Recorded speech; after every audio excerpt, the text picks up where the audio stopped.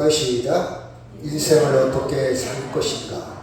제목이 좀 길죠? 인생을 어떻게 살 것인가. 어떻게 살 것인가.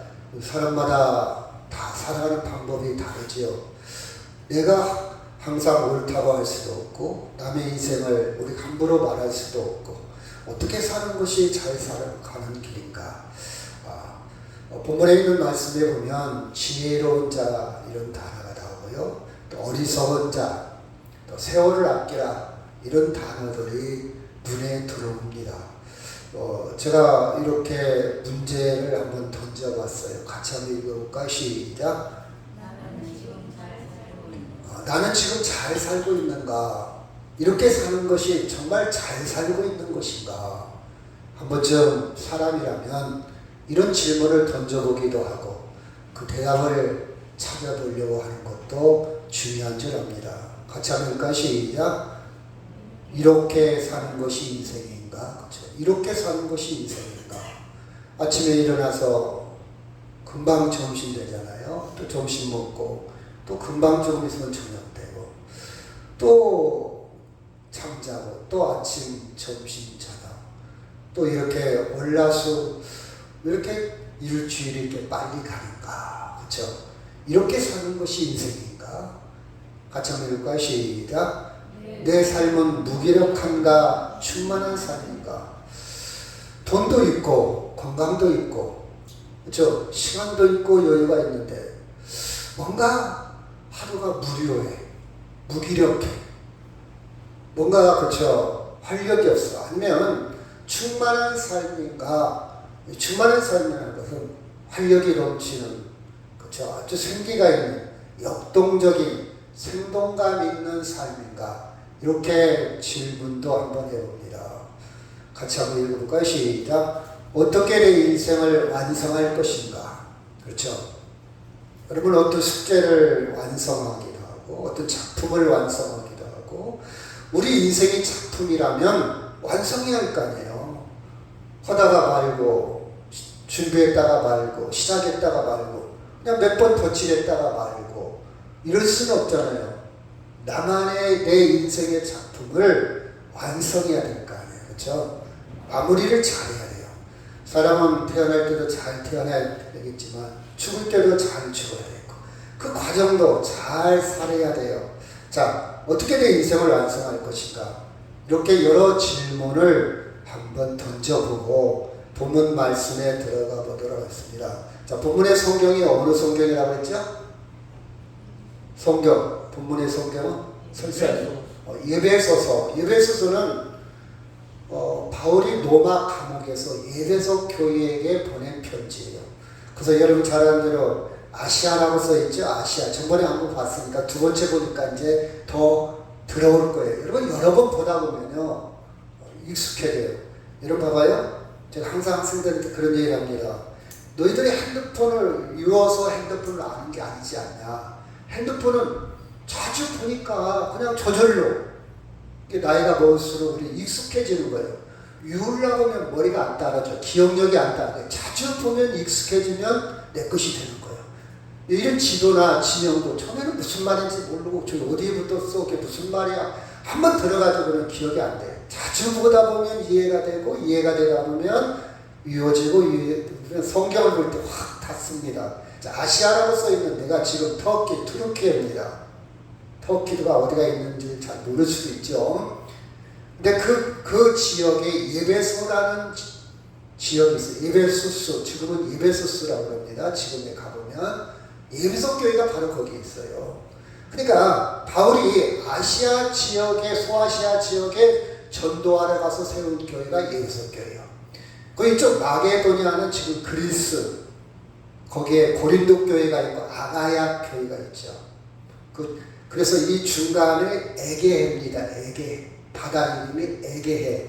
자, 그래서 오늘 예배소 교회 이제 로마는 이제 저쪽에 있고요. 자, 예배소 교회에 있는 교인들에게 편지를 보낸 것이 오늘 예배소 교회입니다. 볼까요? 그 예배소 교회는 잘 여러분이 예배소 교회를 더 정확하게 알려면 사도행전을 보면 예배소 교회에 잘 나와요. 예를 들읍시다. 아데미 우상인데요. 전번에 안 보였죠. 아데미 우상은 그때는 농경사회이기 때문에 농사를 짓기 때문에 풍요, 비, 바람 이게 굉장히 민감했어요. 농사 짓는 거. 곡식을 얻어야 되잖아요. 생존이잖아요. 그래서 우리가 섬기는 우상 신은 많이 많이 생산했으면 좋겠다. 그래서 여자의 형태를 우상을 만들어 놓고 이 가슴, 유방을 많이 만들었어요. 이것은 많이 키운다. 자식을 많이 낳아서 많이 키울 수 있는 능력 있는 것이 우리의 신이 됐으면 좋겠다. 그래서 온 몸이 다 젖가슴으로 덮여져 있죠. 그들의 생각입니다. 그래서 사도행전에 보면 이런 말씀이 나오죠. 시작. 그들은 그가 유대인 줄 알고 다 한 소리로 일쳐 이르되 크다 에베소 사람의 아덴이여 하기를 2시간이나 하더니 서기장이 무리를 진정시키고 이르되 에베소 사람들아 에베소 씨가 큰 아데미와 제우스에게서 내려온 우상의 신전지기가 된 줄을 누가 알지 못하겠느냐.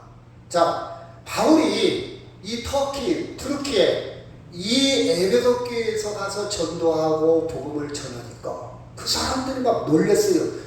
저놈, 유대인처럼. 그래서 막 여러 선동을 하죠. 막 대중들한테 여러분 데모하는 것도 막 선동하는 구호가 있잖아요. 막 이런 구호. 뭐라고 선동했는지 에베소 사람의 아데미여, 에베소 사람의 아데미여, 아데미여 이렇게 2시간 동안 잊었어요. 그러니까 얼마나 아데미 우상에 쩌들은 그 지역 2시간 동안 아주 철저하게 아데미라는 우상을 섬겼어요. 아데미라는 우상. 그랬더니 거기에 좀 능력 있는 서기장이 진정을 시켰죠. 그래서 겨우 바울이 그때 당시 살아남았어요. 그런 역사적인 배경을 알면서 성경을 읽으면 성경이 와닿습니다. 성경이 굉장히 재미있어요. 그렇죠. 그래서 거기에는 아데미와 제우스 우상을 많이 섬겼다. 이 제우스 우상을 섬겼다는 것은 그 터키, 투르키의 그쪽이 옛날에는 그리스의 영향권에 있었어요. 그리스. 나중에는 로마의 영향권, 로마의 지배를 받았어요. 그래서 로마의 문화, 로마의 문물, 로마의 역사가, 로마의 신, 우상들이 많이 들어왔죠. 그래서 아데미도 있고 제우스 신도 생기고, 그렇죠. 여기 보면 에베소 지역의 유물이 지금도 남아있는데 원형극장 약 2만 5천 명 정도가 들어갈 수 있는 원형극장 대단하죠. 그처럼 발달했어요. 에베소 지역이 굉장히 발달했어요. 지금은요 사람이 안 살아. 그 지역 에베소 사람이 안 살아. 지금 가보면 왜 안 사냐? 지진도 많이 났고 터키 지진 잘 나잖아요. 그리고 많은 전쟁을 통해서 이 지역이 황폐화가 됐어. 사람은 지금이 안 살아. 근데 유적은 남아있어. 에베소가 이런 배경, 이런 역사적인 배경과 환경에 있는 에베소 교회에 지금 바울이 편지를 보낸 거예요. 그것이 에베소 교회다. 그래서 옛날 바울이 있을 때는 20만이 사서 20만. 여러분, 고대 도시가 20만이면 엄청나게 큰 대도시입니다. 군산이 막 26만, 27만 되려가 모르겠네요. 옛날에 20만이면요 엄청난 도시, 엄청나게 발달한 도시, 그렇죠? 그래서 바울이 2년 동안 두란노 서원을 짓고 거기서 매일 설교를 합니다. 그리고 현재 이름은 에페수스. 터키에 가면 에페수스라는 이름으로 우리가 찾을 수가 있어요. 지금 이렇게 유적이 남아 있습니다. 자, 그러면 전번에도 얘기했지만 또 한번 보는 것도 괜찮아요. 이쪽 터키라고 그랬어요. 투르키에 에베소라는 데가 있고 그 밑에 밀레도. 전번에 얘기했죠. 밀레도 기억날 거예요. 한 달 전에 제가 설교를 했는데 이쪽은 그리스라고 했어요. 밀레도는 성경에는 밀레도라고 나왔는데 밀레투스와 똑같은 지명입니다. 여러분 밀레투스 하면 기억에 남는 분이 있을 거예요. 밀레투스 하면 밀레도 같은 말이에요. 성경에는 밀레투스 하면 옛날에 철학이 엄청 발달했다고 그랬죠. 우리가 철학하면 그리스 로마 철학, 그리스 철학. 조금 어렵지만 한번 들어보면 도움이 될 거예요. 그리스 철학에 유명한 사람들이 예를 들어서 소크라테스, 플라톤, 아리스토텔레스 유명하죠. 근데 이 사람들보다 100년이 앞서서 있던 철학자들이 있어. 100년이나 앞서 있어. 이것을 밀레투스 학파라고 합니다. 좀 아시는 분은 좀 기억하시고 모르는 사람도 한번 들어보면 나중에 또 얘기할 거예요. 탈레스랄지 아낙스만드로스, 아낙스메네스 이런 유명한 철학자들이 소크라테스나 플라톤이나 아리스토텔레스보다 100년 전에 이미 철학이 발달해서 철학이 그게 밀레투스 학파라고 해요. 그러니까 밀레투스하고 예배소서 가까이 있어. 가까이. 그럼 예배석교회도 굉장히 지성인들 철학이 발달했어. 철학이 발달했어. 철학. 그것이 예배석교회의 특징이에요. 예배석교회는 지성인들, 교양이 있고 아주 문명인들이 깨어있는 곳이 바로 예배석교회. 여러분, 이런 곳에서 복음을 전한다? 이런 곳에 복음을 전한다. 쉽게 받아들이지 않겠죠. 여러분, 많이 배운 사람들은요, 자기 철학, 자기 생각이 강합니다. 물론, 고등학교만 나와서 책 한 권 읽은 사람도 무서운 사람이에요. 그 생각에 딱 머물러 있죠. 책을 안 읽으면 무서워요, 사람이. 대화가 안 돼요. 그렇죠. 옛날 생각이 딱 굳어 있어. 그렇죠. 남의 이야기 안 받아들이려고 해요. 그렇죠. 내 생각만 항상 오라. 이거 무섭잖아요. 그렇죠. 내 생각도 옳지만 남의 생각도 귀 기울일 줄 알아야 돼요. 그래서 여러분 책을 좀 많이 읽으면 좋겠어요. 책을 안 읽으면요 자기 주장만 계속 합니다. 남의 얘기 안 들어요. 힘들어요, 이런 사람 만나면. 근데 책을 좀 많이 읽으면요 다양하게 받아들일 마음의 여유가 생기지. 그렇죠? 자, 이 예배석 교회는 밀레투스라는 철학이 발달한 그쵸 그 지역이 있기 때문에 아주 자기들 생각이 아주 견고하고 우리는 지성인이야. 우리는 지혜를 사랑하는 사람이야. 그런 생각이 강한 지역이다. 그렇죠? 강한 지역이에요. 그렇죠? 예배석 교회는 나중에 로마의 지배도 받아요. 그래서 아까 제우스 신도 섬긴다고 그랬죠? 그래서 로마가 이렇게 영토를 확장해 나갈 때 이쪽 터키까지 다 먹어요. 이 아프리카도 먹고 저 유럽 쪽으로 다 로마가 확장되었을 때 그리스를 로마가 침략을 했거든요. 그 그리스를 침략했는데 그리스는 로마보다 철학이 발달했어. 힘으로는 정복을 했는데 문화 철학으로는 그리스를 이길 수 없어. 그래서 그리스 문화를 로마에서 많이 받아들였죠.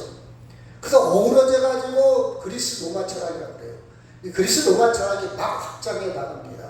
그래서 에베소 사람들도 그 영향을 받았기 때문에 최고의 지성인으로 그렇게 살아갑니다. 자, 15절 시작.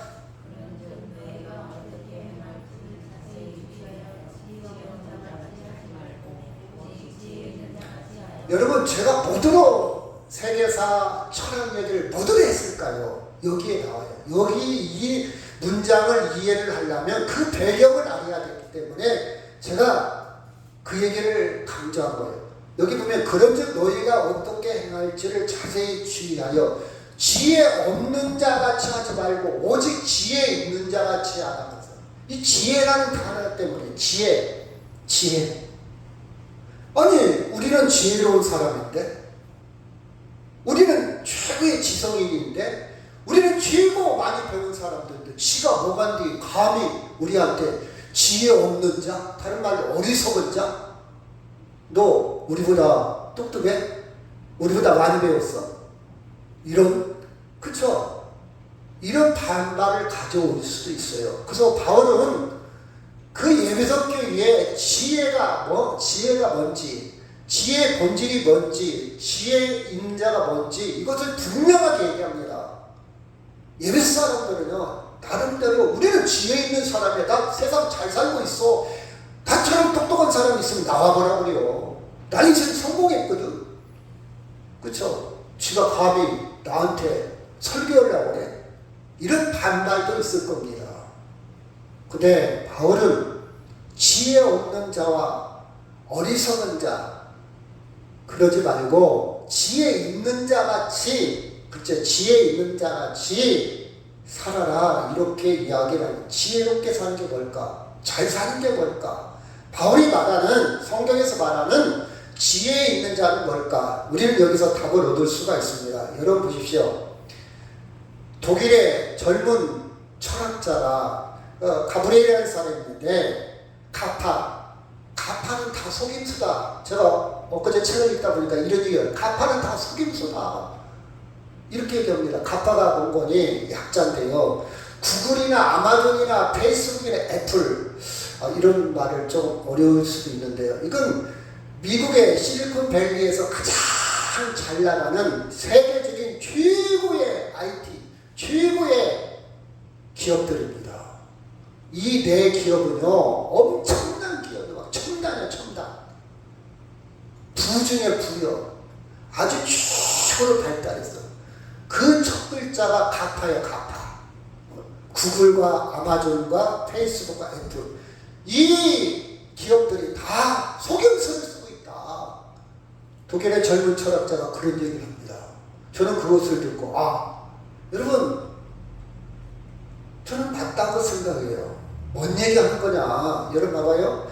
여러분, 우리가 지금 속고 있는지 몰라요. 내가 지금 인생을 잘 살고 있을까? 나는 정말 하나님 앞에, 아니면 내 인생을 정말 잘 살고 있을까? 한번 아까 질문해보라고 그랬잖아요. 근데 돈 버는 것이 잘 사는 줄 알고 속을 수 있어요. 여러분, 인생은요, 죽을 때가 옵니다.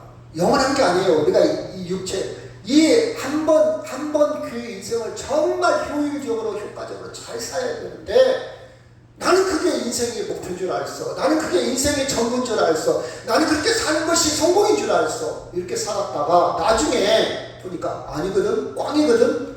내가 왜 인생을 이렇게 살았지? 속을 수 있잖아요. 그렇죠? 여러분, 범죄자들 이야기를 들으면 나는 그게 진리인 줄 알았다. 나는 그게 옳은 줄 알았다. 예를 들어서 2차 세계대전 때 가미가제라는 게 있어요. 일본의 조종사들이 천황폐하를 위해서 목숨 걸고 가미가제, 그들을 착폭을 합니다. 이게 진리인 줄 알았어. 이게 옳은 건 줄 알았어. 이게 전부인 줄 알았어. 근데 여러분, 가만히 생각해 보세요. 전쟁은 독재자들, 권력을 가진 몇몇 사람의 장난치는 거에 우리는 국가에 대한 충성이라는 이름으로 속고 있는 거예요, 사실은. 왜 우리가 몇몇 독재자를 위해서 목숨을 걸어야 됩니까? 김정은을 위해서 여러분, 그 중에는 진정성 있게 정말 마음에서 우러나서 막 소리치는 사람도 있을 거예요. 그 환영 인파 중에. 속고 있는 거잖아요. 속고 있다 이 말이요. 북한에 있는 주민만 속고 있는 게 아니라 나도 잘못된 생각에, 잘못된 신념, 잘못된 가치관에 내 인생이 속고 있다고 생각해봐요. 얼마나 억울합니까? 그래서 이 가브리엘 젊은 철학자는요, 이 기업들이 우리를 지금 상술로, 돈벌이로, 돈으로, 자본주의로 우리에게 트릭을 쓰고 있다. 속임수 쓰고 있다. 저는 좀 두터운 책인데 그 책 속에서 일리가 있다. 우리는 이런 모양새는 알지라도 또 다른 방법으로 나는 인생을 속고 있지는 않나? 여러분, 한번 피드백을, 한번 점검을 한번 해봐야 될 필요가 있어요. 내가 왜 이거에 목숨 걸지? 내가 이거에 왜, 그렇죠? 여러분 봐봐요. 어떤 정치적인 문제 때문에 자식과 아들 관계, 형제 관계 막 싸웁니다. 나는 민주당이 좋아, 나는 한나라당이 좋아, 막 싸워요. 속고 있는 거예요. 여러분, 그거 싸울 일 아니잖아요. 의견이 다를 수 있어요. 그래? 너는 그렇게 생각해? 나는 그렇게 생각하지 않는데. 거기서 끝나야 돼. 너 다 그런 얘기를 하면 다시는 오지 마. 여러분, 정치꾼에 속고 있어요. 여러분, 저는요, 정치하시는 분들 정말 좋은 사람도 많지만 사기꾼도 많아요. 여러분, 속지 마세요. 그건 여러분이 판단을 해야 돼. 여러분이. 그래서 저는 이 가브리엘이라는 젊은 철학자가 한 말에 저는 공감을 해요. 다 트릭이다. 우리를 속이고 있다. 이 말을 다른 말로 조금 깊이 있게 해석을 한다면 무엇이 지혜인가? 무엇이 인간을 살리는 길인가? 진리가 무엇이 진리인가? 그렇죠? 여러분 봐봐요. 우리나라 지금 수출을 잘하고 있는 것 중에 무기 수출을 잘하고 무기를 수출을 잘해서 우리가 잘 먹고 잘 살고 나라 국민 소득이 높아져요. 이게 과연 옳을 것인가? 담배 수출을 많이 해. 하고 우리가 잘 먹고 잘 우리나라 담배 수출이 엄청납니다. 그럼 그 담배 피우는 사람들은 어떻게 되나? 무기를 사는 사람은 어떻게 되나? 내가 한 번쯤 생각을 해봐야 돼요. 과연 자본주의가, 과연 돈을 많이 버는 것이, 과연 우리가 잘 사는 것이, 그쵸? 그 제로섬 게임 그 얘기 했잖아요. 저 사람이 나는 행복한데 저 사람은 고통을 당해. 그 무리 때문에 많은 사람들이 다리를 잃어버리기도 하고 생명을 잃어버리기도 하고 어린아이가 길바닥에 쓰러지기도 하고, 그쵸? 그렇지 않아요? 우리는 근본적인 문제를 한번 생각해 볼 필요가 있어요. 본질적인 문제. 그렇지 않습니까? 자, 지혜가 뭘까? 에베소 사람들이 지금까지 그리스 로마 철학을 통해서 얻은 지혜와 성경에서 말하는 지혜는 뭘까? 과연 어떤 것이 지혜의 본질일까? 자, 마가복음 3장 8장 35절 시작.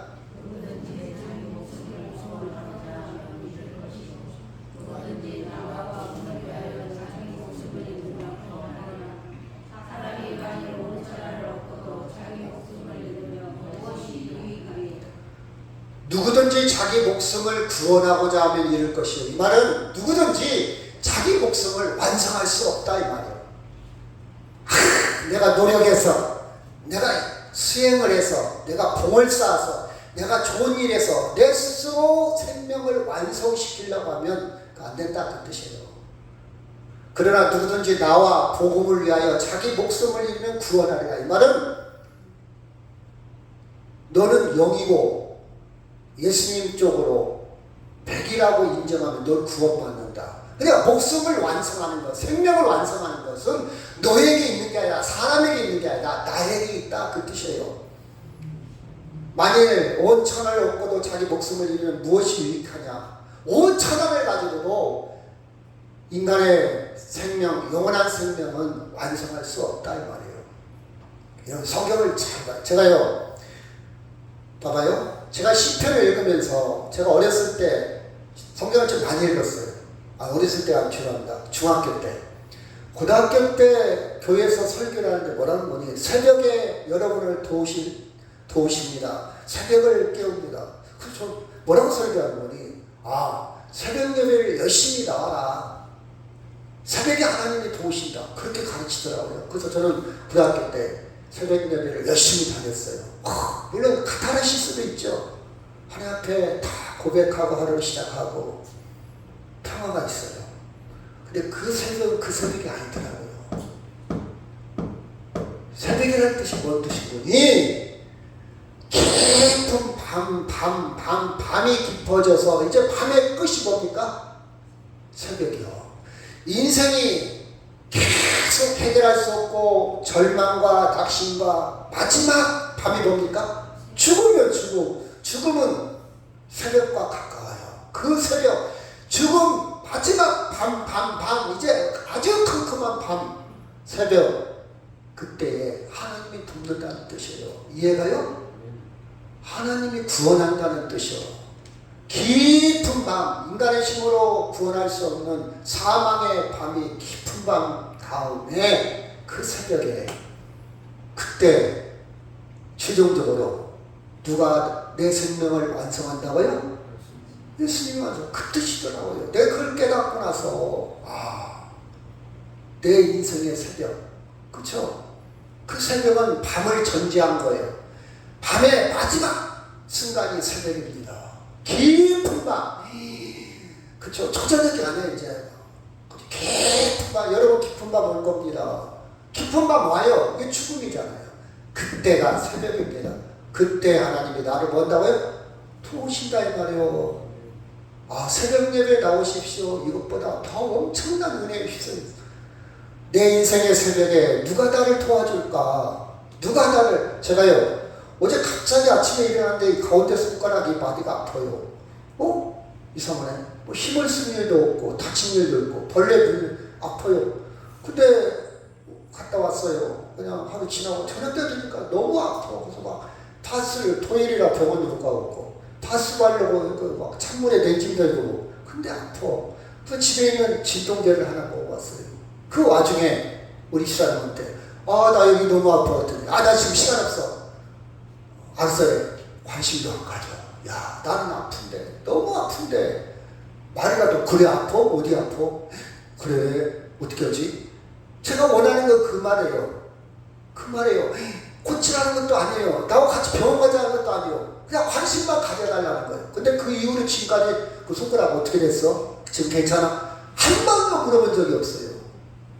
이것이 인간이구나. 그래서 제가 뭘 느꼈느니 하나님이 우리를 사랑할 때 어떤 사랑을 나와요? 한없는 사랑. 내 이걸 깨달았어. 한없는 사랑. 한이 없다. 끝없는 사랑. 앤드리스로. 여러분 봐봐요. 우리는요 부간이랄지라도 조금만 자기 피부에 안 맞으면 비웃장이 틀어져. 그쵸? 자식이 있는데 자식이 자기한테 잘못해. 너 두고 보자. 이것이 제한 있는 사랑이 3-4번 이게 인간의 사랑이에요. 근데 하나님은요 한없는 사랑, 제한이 없는 사랑, 끝없는 사랑. 하나님은 나를 사랑할 때 따지지도 않고 묻지도 않고 영원한 사랑을 하는구나. 제가 어제 더 느꼈잖아요. 오늘 와이프를 통해서. 여러분 이해갑니까? 사람한테는 기대할 수 없어요. 얼마나 바쁩니까? 그제부터 막 서둘러 막 그제부터 바빠. 여러분 신경 쓸 여유가 없지요. 가만히 방 안에 앉아있고 책이나 보고 있는데 오히려 내가 미울 수도 있잖아요. 근데 그것 좀 막 그거 가만히 잊을 수도 있지. 근데 인간은 그런 게 아니야. 인간은 그쵸? 사랑. 그치 여러분? 그래서 한없는 사랑이 뭔지를 찬송가를 통해서 성경을 통해서 많이 듣고 많이 노래했지만 이게 이제 하나님의 사랑이 와닿기 시작한 거예요. 한없는 사랑. 한이 없다. 제한이 없다. 한계가 없다. 그 뜻이에요. 자 볼까요? 지혜가 뭐냐? 지혜는 구원이 있는 것이 참 지혜입니다. 아멘? 생명의 완성이 있는 것이 뭐라고요? 지혜예요. 지혜.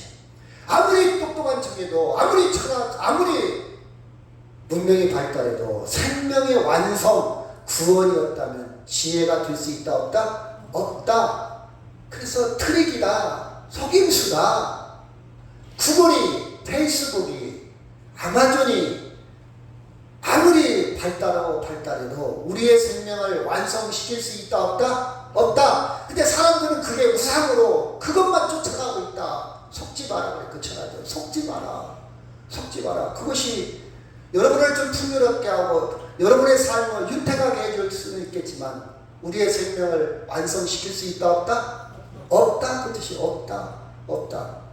자 시편 23편 1절 시작. 여호와는 나의 목자시니 내게 부족함이 없다. 여러분 예수 믿는다고 해서 부족함이 없겠습니까? 있습니다. 이 말은 무슨 뜻이냐? 부족함이 없다. 여호와는 내 생명을 완성시킨다. 내 인생의 작품을 완성시키는 분이다. 구원한다. 그 뜻이에요. 여러분 때로 살다 보면 찢어지고 갈라지고 틈나고 깨지고 갈팡질팡 우리 모습이 그렇잖아요. 금방 이랬다 저랬다 변덕도 심하고 금방 좋아했다 금방 미워했다 조금만 잘해주면 헬렐레 했다 조금만 잘하면 우울했다. 이게 우리의 모습이에요. 근데 하나님은 그런 나를 완성시킨다. 부족함이 없다 이 말이야. 완벽하다 이 말이야. 완벽하다. 사람은요 누구나 다 단점이 있잖아요. 온전할 수가 없어요. 근데 하나님은 나를 완성시킨다. 온전하다. 그 뜻입니다. 그 뜻이에요. 요한복음 3장 16절 시작. 하나님이 세상을 이처럼 사랑하사 생자를 주셨으니 이는 그를 믿는 자마다 멸망하지 않고 영생을 얻게 하려. 지혜는 뭐냐? 내가 못 배웠고 내가 가진 것 없고 내 성격이 내 인품이 내가 성질머리가 개떡같이 생겼다 할지라도 구원받는 길을 택했다면 그 지혜로운 사람이야. 아멘. 예수를 믿음으로 예수님을 덧입어 예수님 백으로 그 길을 택했다면, 그래서 결과물이 영생에 이르게 됐다면 그것은 지혜로운 선택이요. 근데 아까 스스로 자기 목숨을 얻고자 하는 자는, 나 예수 필요 없어. 내 스스로 내 돈 벌어서 내 힘으로 내가 많이 배워서 내가 훌륭한 일을 해서 내가 봉사활동을 많이 해서 내 힘으로 완성시킬 거야. 그러면 너 구원받지 못한다 그 뜻이에요. 잃을 것이요, 잃을 것이요, 잃을 것이요. 그렇죠? 어리석은 자는 시작. 하나님이 없다 하는구나. 그들은 부패하고 그 행실이 가증하니 선을 행하는 자가 그 성경의 기준은 확실합니다. 성경은 어떤 기준을 갖고 있냐? 어리석은 자와 지혜로운 자. 어리석은 자는 하나님을 인정하지 않는 것이 어리석인 것이. 왜? 거기는 구원이 없으니까. 그 반대로 어리석은 자의 반대말이 무슨 말입니까? 지혜로운 자는 하나님을 인정하는 거예요. 왜? 거기는 생명을 얻으니까. 우리 아들은요 머리가 똑똑해. IQ가 200이 넘어요. 대학교 나왔고요. 그것도 좋은 대학교, 그것도 수석으로 졸업했어요. 지금 백인에서 잘 나가고 있어요. 지금요 부장, 나이도 30대인데 부장까지 올라갔어요. 좋아요. 우리 아들도 그렇게 됐으면 좋겠어요. 그런데 구원이 없다면, 하나님이 없다면 어리석은 자요. 여러분 그림을 좀 크게 그리시길 바랍니다. 하나님이 있다면, 하나님을 인정한다면 지혜로운 자요. 성경의 기준, 캐논입니다. 성경의 정경의 정경. 그렇죠? 그런 점 시작. 너희가 어떻게 말지를 자세히 주의하여 지혜 없는 자 같이 하지 말고 오직 지혜 있는 자 같이 하여. 우리는 지혜롭게 살아야 되는데, 세월을, 그 다음에 뭐라 해요? 16절 시작. 세월을 아끼라 때가 악하니라. 제가 다른 성경을 보고 이렇게 번역을 해보니까 기회를 살아, 기회를 잡으라, 날들이 악하다 그랬어요. 왜 이런 표현을 했냐? 그때 당시 그리스 로마 문명이 판치고 있어요. 지금 예배석 교회 주변에. 그래서 그리스 로마는 어떤가? 당시는 로마가 최고예요. 로마 문화, 로마 평화, 로마 번영, 그것이 최고의 이념, 최고의 가치, 공식이 되어버렸어. 자, 여러분 요새 잘 나갈 공식이 있잖아요. 우리 아들 대기업, 우리 아들 위제차 탔어, 우리 아들 아파트 있어, 우리 아들 어떻게 할까요? 이게 공식이잖아요. 공식. 그쵸? 이런 게 없으면요, 이런 게 없으면 어디서 명함을 내밀어. 우리 아들 의사야, 우리 아들 변호사야, 우리 아들 검사야. 여러분 이게 공식이잖아요. 그래서 사람들이 거기에 목숨을 걸어요. 그렇죠? 그때 당시 로마는요 그게 최고였어요. 모든 사람들이 그 최고의 권력, 최고의 부, 명예를 얻기 위해서 목숨을 다했어요. 목숨을 다했어요. 목숨을 다했어요. 그래서 그들은요 승승장구합니다. 몰려드는 사람이 인재가 많아. 그러니까 힘 있는 사람, 장수들이 많아. 전쟁에서 계속 성공합니다. 식민지를 확장했어요. 식민지를 확장하다 보니까 곡식이나 특산물을 싼 값에 들어올 수가 있어요. 그렇죠? 그랬더니 로마 사람들한테 삶이 풍족해졌어. 잘 삽니다. 국민 소득이 높아졌어요. 여러분 잘 살다 보면 뭐가 생깁니까? 향락, 그러니까 즐기기 시작해. 잘 사는 사람은요 더 고가를 즐깁니다. 향락, 그것이 발달합니다. 자, 볼까요? 여러분, 콜로세움이에요. 저는 가보질 않았는데 로마에 있어요. 원형 극장이에요. 여기서 뭐였냐? 검투사들이 즐깁니다. 칼을 가지고 시합을 합니다. 와! 여러분 TV에 보면 막 사람을 철장 같은 데 갇혀서 막 싸우는 거 있죠. 막 피 털지 막 때리고. 사람들이 즐기잖아요. 끔찍해. 저 피 흘리잖아. 저걸 왜 TV에가 나와? 우리는 이런 생각할 수 있어요. 근데 그걸 즐기기 때문에 돈이 되는 거예요. 즐기는 사람이 많다. 거기에 수중 검투도 하고요. 전투다. 동물 쇼도 했어요. 즐기는 거에 여유가 있어. 이제 식민지를 확장해서 세금을 많이 걷어들였어요. 그것으로 막 복지, 잘 살고, 그 다음에 서커스도 합니다. 사극도 하고, 연극도 하고, 심지어 수간도 했어요. 수간이 뭔지 알죠? 짐승끼리 이상한 짓 하는 게 수간이에요, 수간. 짐승하고. 거기에 무료 입장. 여러분 요새 돈 공짜로 나눠주면 좋잖아요. 그쵸? 아, 노인들 얼마, 그쵸? 그때 당시 무료 입장. 야, 먹을 거 걱정 없어요. 오늘 극장 가자. 오늘 서커스 가자. 술도 줍니다. 점심도 공짜. 여러분, 그러니 출세하려고 그쪽으로 모여들어요. 이게 노마의 최고입니다. 노마의 최고예요.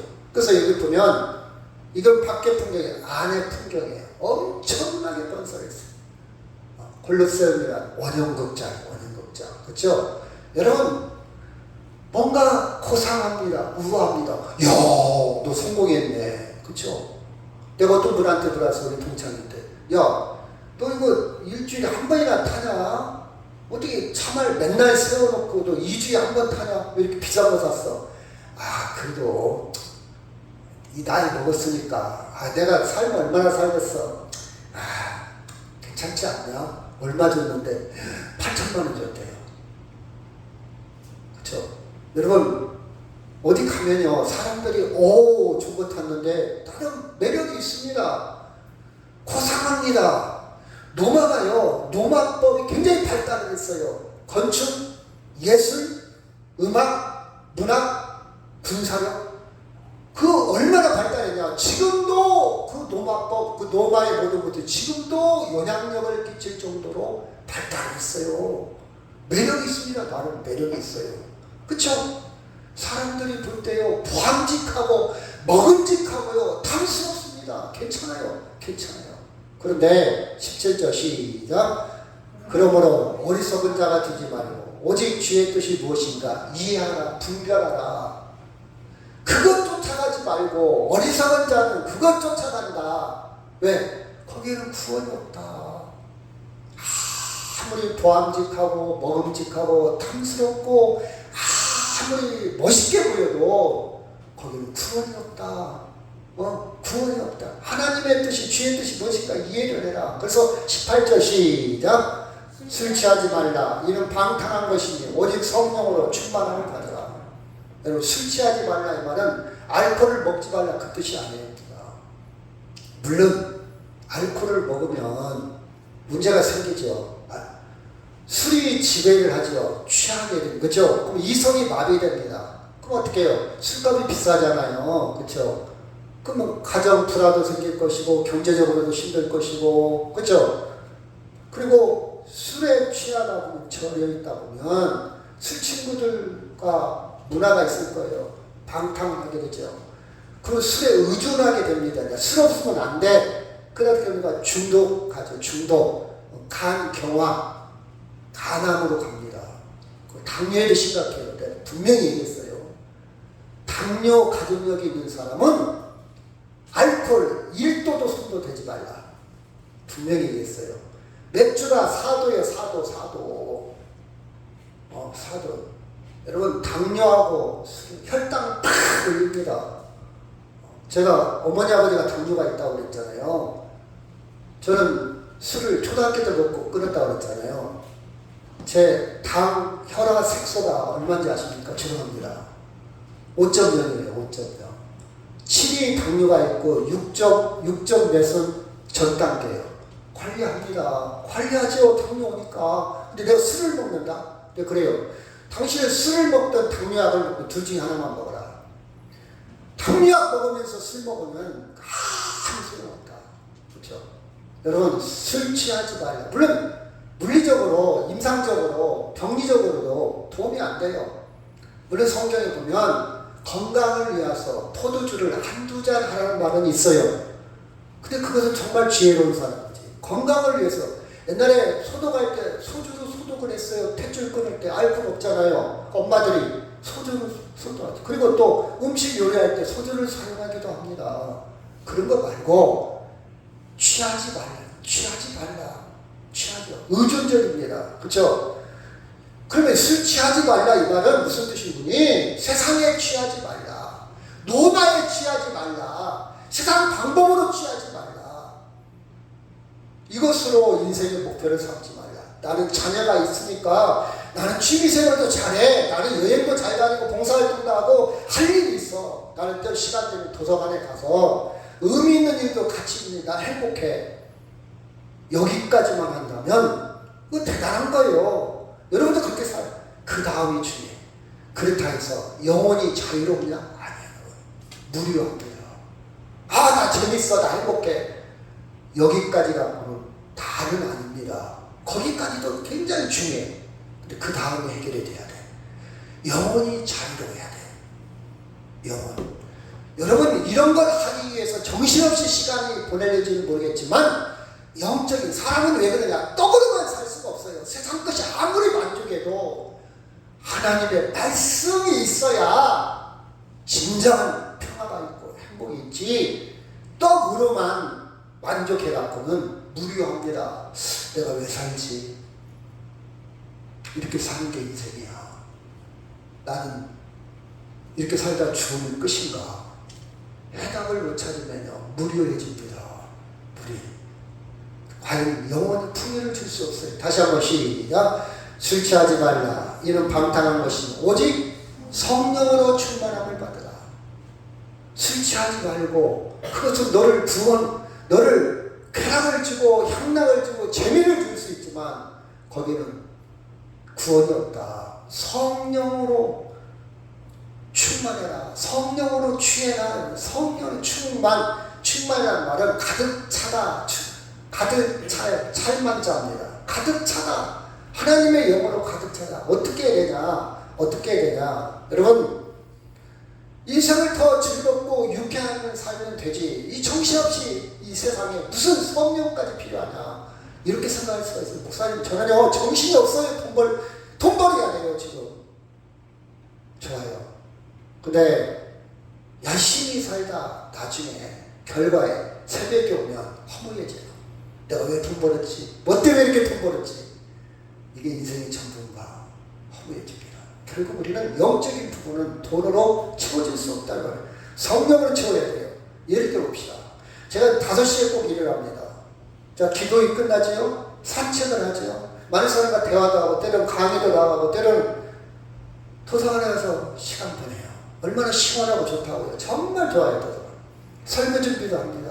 그렇죠? 그런데 이게 단순히 직업적으로만 단순히 영의 이끌림, 성령의 이끌림 받지 못하고 성령으로 충만하고 단순히 일과로만 생각하면 전 허무해질 겁니다. 허무해질 거예요. 이게 인생인가? 이렇게 살다 늙어, 이렇게 살다 죽는 것인가? 그렇죠? 하나님의 영에 이끌리지 못하고 하나님의 영으로 채워지지 않으면 단순히 이 일 자체는 우리에게 영적인 자유를 줄 수 없다는 거예요. 그래서 성령 충만은 내 인생을 완성시키고 내 인생의 전체를 풍부하게, 풍성하게 만드는 것이 성령의 충만입니다. 여러분, 그렇게 살아가기를 주의 이름으로 축원합니다. 아멘. 그럼 어떻게 살냐? 성령 충만이냐? 19절에 나와요. 시작. 시와 찬송과 신령한 노래들로 서로 화답하며 너의 마음으로 주께 노래하며 찬송하며. 아멘. 이게 초대교회의 예배 모습이에요. 예배 모습. 예배가 여러분 아무리 바빠도 예배 포기하지 마세요. 예배는 구별했다 그 뜻이에요. 저도요, 여러분도 같이 세상에서 휩쓸려 삽니다. 막 정신없이 살아요. 막 어떤 게 옳은지 그른지 분별 없이 살아요. 돈이 좋을 때도 먹을 거, 뭐, 그쵸? 내가 지금 잘 사나 못 살아? 이렇게 살 때가 많아요. 나를 잃어버릴 때가 많아요. 그쵸? 예배는 나를 볼 수 있는 기회를 주는 거예요. 예배는 구분을 해주는 거예요. 죄를 졌어도 예배는 드려야 돼. 아무리 망가졌어도 예배는 드려야 돼. 양심으로 드리려고 하지 마세요. 하나님 은혜로 드리세요.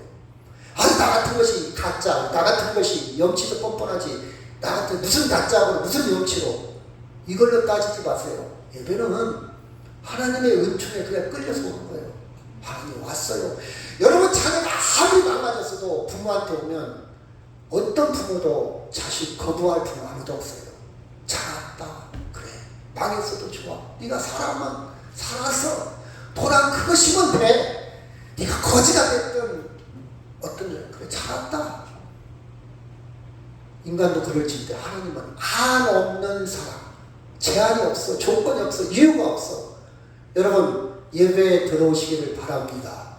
아무리 바빠도 예배 뺏게 하지 마세요. 이것이 성령 충만의 길입니다. 예배는요, 마르마 더니 한 말인데, 경제적인 관점에서는 낭비를 할 수 있으나 생명의 깊이로 들어가는 데 있어서 가장 분명한 거룩한 사건이다. 거룩한 사건. 돈으로 따지면 아저씨가 돈 벌으면 돈이 얼마인데 이렇게 생각하면 낭비로 보일 수 있겠지만 생명의 깊이로 들어가는 가장 분명한 거룩한 사건이 예배입니다. 누구의 약속보다 예배를 밑에 두지 마세요. 위에 두세요. 아니야, 나 오늘 예배해야 돼. 너 약속 다음에 하면 되잖아. 다음에, 그쵸? 저는 예배 시간에 핸드폰을 아예 꺼놔요. 왜?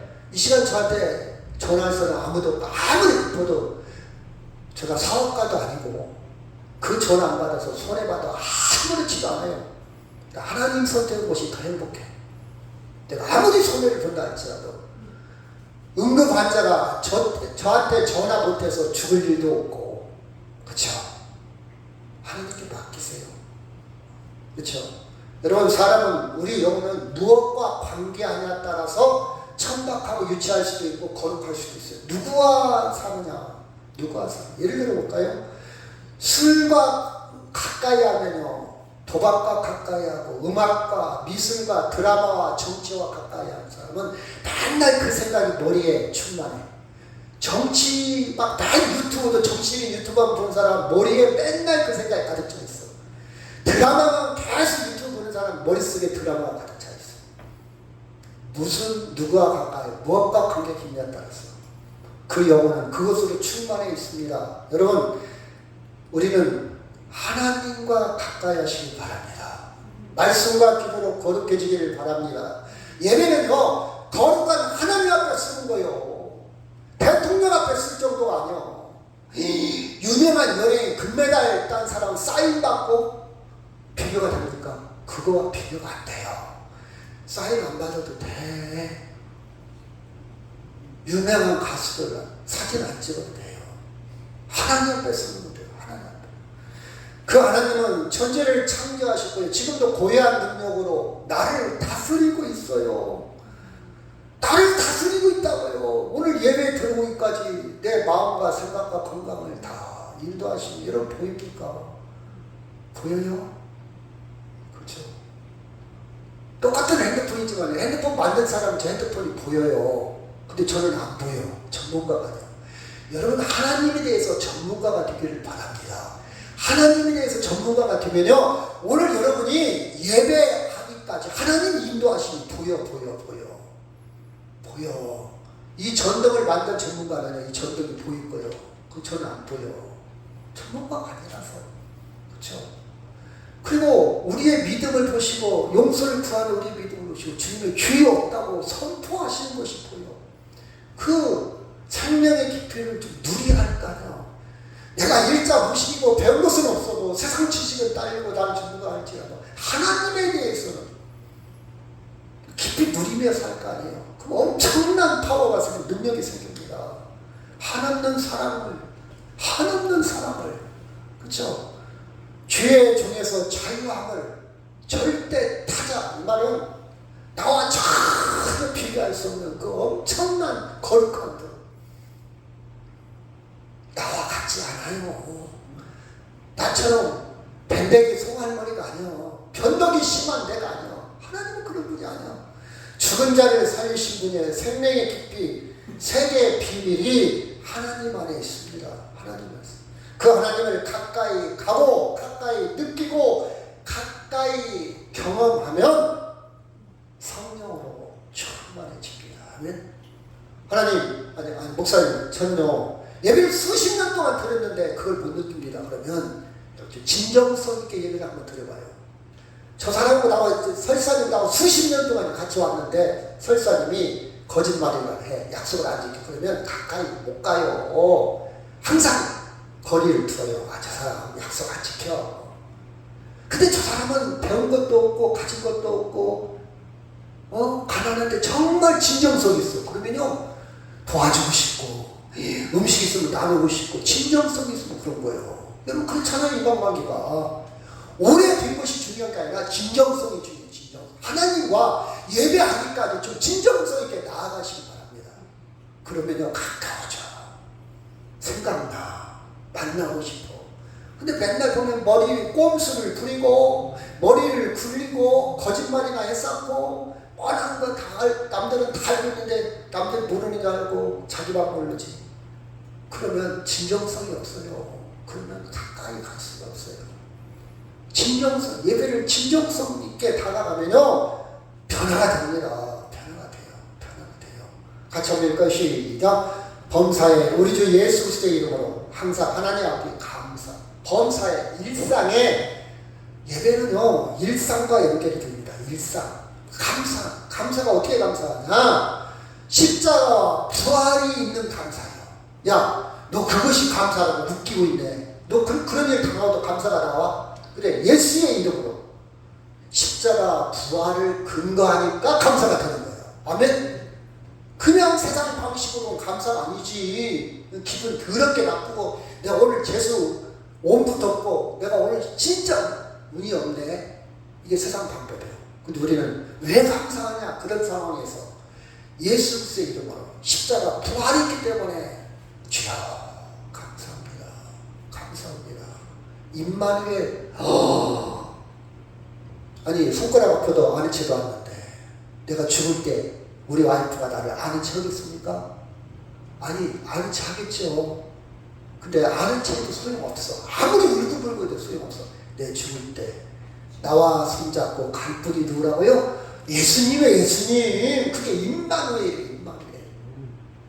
내가 관에 들어갈 때, 내가 화장대에 불에 탈 때 내 손을 잡고 같이 동행하실 분이 예수 그리스도예요.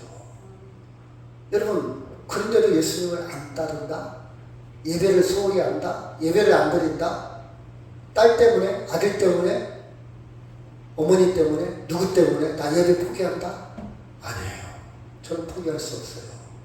포기할 수 없어요. 희망이 있습니다. 소망이 있습니다. 이것은 성령 충만이에요. 거룩한 삶이에요. 삶. 그렇죠?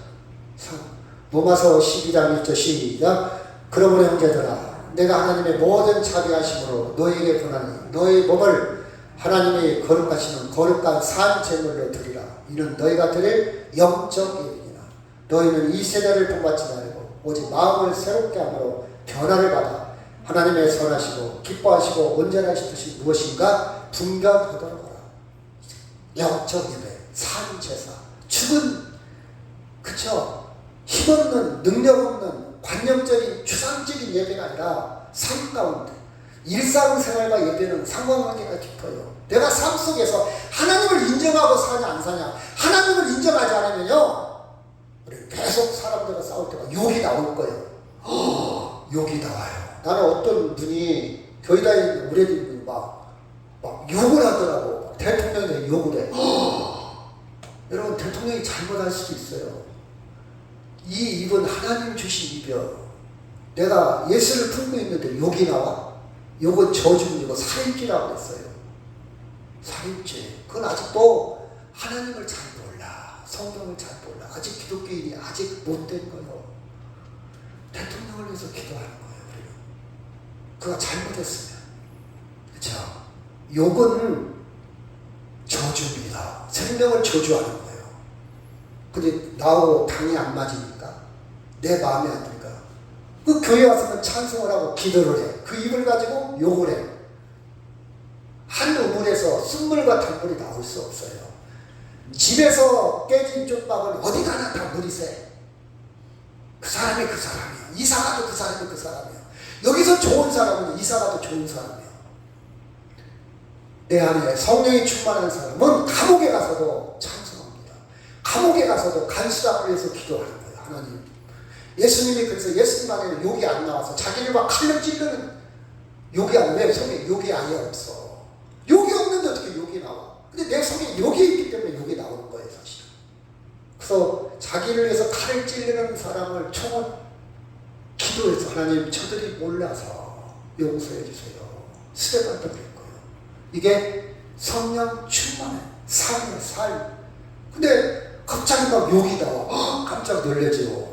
이 사람 권사인데, 이 사람 집사인데 아직도 예수를 잘 모르고 있구나.